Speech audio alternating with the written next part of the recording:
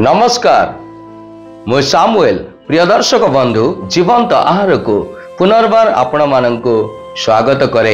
आसंतु प्रत्येक दिन भली आज मध्य पवित्र बाइबल लुकलिखित सुसमाचार 15 पर्व एक लुकलिखित सुसमाचार आज ध्यान निमंते पवित्र बाइबल लुकलिखित सुसमाचार 3 पर्व 15 पदरु 38 पद पर्यंत पाठ करिबा।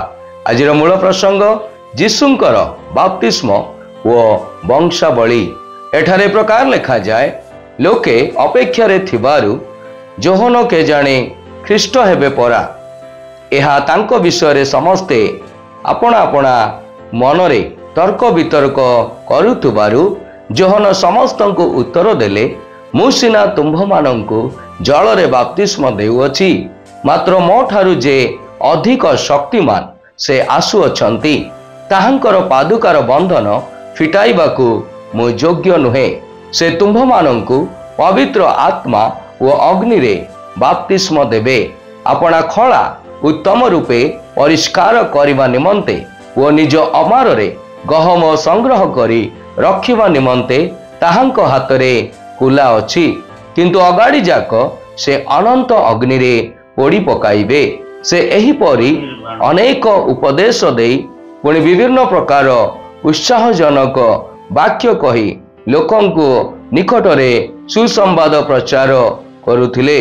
किंतु सामंत राजा हेरोद निज भाईंक भार्या हेरोदियांक विषय एवं निजे करितिबा समस्त दुष्कर्म विषय जोहनंक द्वारा अनुजोग पाइबारु से ताहांकु कारागार रे बंदी करी निजर समस्त दुष्कर्म सहित यह मध्य जोग कले। समस्त लोक बाप्तिजित हेला परे जीशु मध्य बाप्तिजित होई प्रार्थना करुतिबा समय आकाश खोला हेला। पुणी पवित्र आत्मा दैहिक भावे कपतरे देह धरी ताहांक उपरको ओल्हाई आसिले। आउ आकाशरु एही बाणी हेला, तुम्भे आंभर प्रिय पुत्र, तुम्भटारे आंभर परम संतोष। जीशु कार्य आरंभ करिबा समय ताहांकु प्राय 30 वर्ष बयस होइथिला। लोकंक धारणा अनुसार से जोसेफंकर पुत्र, जोसेफ एलींक पुत्र, एली मत्थायंक पुत्र, मत्तात लेवींक पुत्र, लेवी मल्खींक पुत्र, मल्खी जनयंक पुत्र, जनय जोसेफंक पुत्र, जोसेफ मत्तित्यांक पुत्र, मत्तित्या आमोसंक पुत्र, आमोस नाहुमंक पुत्र, नाहुम हेस्लिंक पुत्र, हेस्ली नगयंक पुत्र, नगय महतंक पुत्र, महत मत्तित्यांक पुत्र, मत्तित्या सिमोयंक पुत्र, सिमोय जोसेखंक पुत्र, जोसेख जोदांक पुत्र, जोदा जोहनंक पुत्र, जोहन रेशांक पुत्र, रेशा जिरुबाबेलक पुत्र, जिरुबाबेल सल्तियेलक पुत्र, सल्तियेल नेरींक पुत्र, नेरी मल्खींक पुत्र, मल्खी अदींक पुत्र, अदी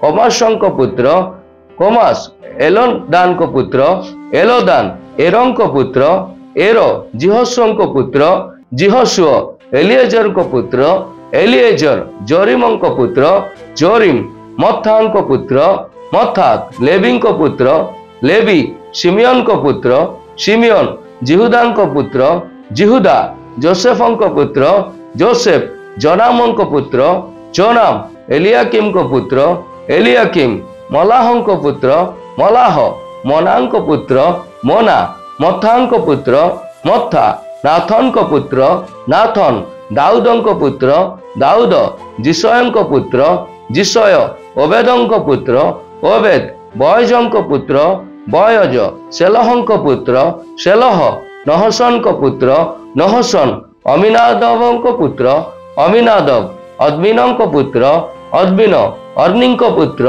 अर्नी हेस्रोनंक पुत्र, हेस्रोन पेरोसंक पुत्र, पेरोस जिहुदांक पुत्र, जिहुदा जाकुबंक पुत्र, जाकुब इसाखंक पुत्र, इसाक अब्राहमक पुत्र, अब्राहम तेरहंक पुत्र, तेरह नाहरंक पुत्र, नाहर सरुगंक पुत्र, सरुग रघुंक पुत्र, रघु फेलगंक पुत्र, फेलग ଏବରଙ୍କ ପୁତ୍ର, ଏବର ସେଲହଙ୍କ ପୁତ୍ର, ସେଲହ କେନାନଙ୍କ ପୁତ୍ର, କେନାନ ଅର୍ଫକ୍ଷଦଙ୍କ ପୁତ୍ର, ଅର୍ଫକ୍ଷଦ ଶେମଙ୍କ ପୁତ୍ର, ଶେମ ନୋହଙ୍କ ପୁତ୍ର, ନୋହ ଲେମଖଙ୍କ ପୁତ୍ର, ଲେମଖ ମଥୁସେଲଙ୍କ ପୁତ୍ର, ମଥୁସେଲହ ଅନକଙ୍କ ପୁତ୍ର, ଅନକ ଜେରଦଙ୍କ ପୁତ୍ର, ଜେରଦ ମହଲେଲଙ୍କ ପୁତ୍ର, ମହଲେଲ କେନାନଙ୍କ ପୁତ୍ର, କେନାନ ଏନସଙ୍କ ପୁତ୍ର, ଏନସ ସେଥଙ୍କ ପୁତ୍ର, ସେଥ ଆଦମଙ୍କ ପୁତ୍ର,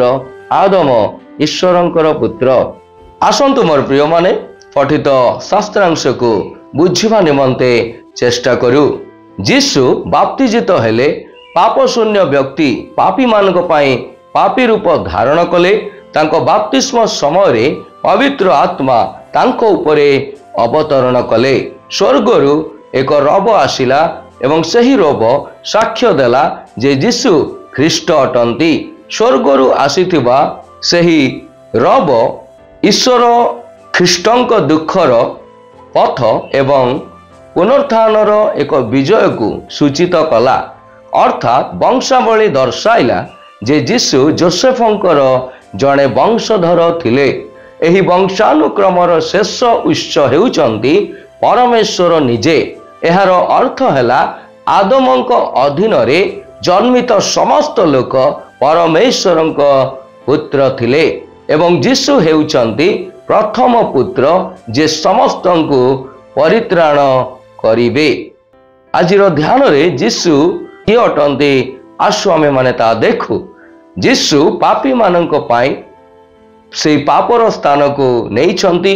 ସେ ମାନବ ଜାତି ପାଇଁ ପରିତ୍ରାଣ ଆଣିବା ନିମନ୍ତେ ଏକ ସହଜ ରାସ୍ତା ନୁହେଁ, କିମ୍ବା ସେ ପାଖରେ ଠିଆ ହୋଇ ପାପୀମାନଙ୍କୁ ପରିତ୍ରାଣର ରାସ୍ତା ଖୋଜିବାକୁ ଦେଲେ ନାହିଁ। ଏହା ପରିବର୍ତ୍ତେ ସେ ବାପ୍ତିଜିତ ହୋଇଥିଲେ ଯେପରି ସେ ମଧ୍ୟ ଜଣେ ପାପୀ ସ୍ୱରୂପେ ଗଣିତ ହେବେ ଏବଂ ପାପୀମାନଙ୍କୁ ତାଙ୍କୁ ଅନୁସରଣ କରିବା ପାଇଁ ଏକ ମାର୍ଗ ପ୍ରସ୍ତୁତ କରିଥିଲେ। ଆସନ୍ତୁ ଜାଣିବା ଆମର ସେବା କାର୍ଯ୍ୟ ଏବଂ ସେବା ପ୍ରକୃତରେ ତାଙ୍କର ପଦ ଅନୁସରଣ କରୁଅଛି କି?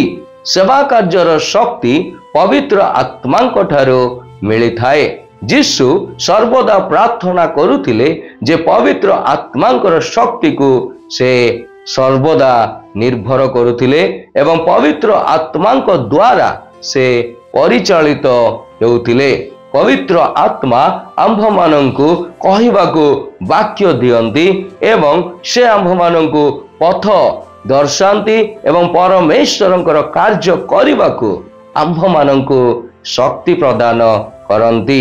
ପ୍ରାର୍ଥନା ଏବଂ ପବିତ୍ର ଆତ୍ମାଙ୍କ ବିନା ଆମେ ଆମର ଜ୍ଞାନ ଏବଂ ପରମେଶ୍ୱରଙ୍କୁ ସନ୍ତୁଷ୍ଟ କରିବାର ସାମର୍ଥ୍ୟରେ ସୀମିତ ନ ହେଉ। ଆସୁ ସଦାସର୍ବଦା ତାଙ୍କର ଶକ୍ତି ଉପରେ ନିର୍ଭର କରି ଆମ୍ଭେମାନେ ଆପଣା ଜୀବନକୁ, ପରିବାରକୁ ଏବଂ ସେବା କାର୍ଯ୍ୟକୁ ତାଙ୍କ ଇଙ୍ଗିତରେ ପରିଚାଳିତ କରୁ। ଈଶ୍ୱର ଆଜିର ଧ୍ୟାନରେ ଆମ ପ୍ରତ୍ୟେକଙ୍କୁ ଆଶୀର୍ବାଦ କରନ୍ତୁ। ଆସନ୍ତୁ ଆମ୍ଭେମାନେ ପ୍ରାର୍ଥନା କରିବା।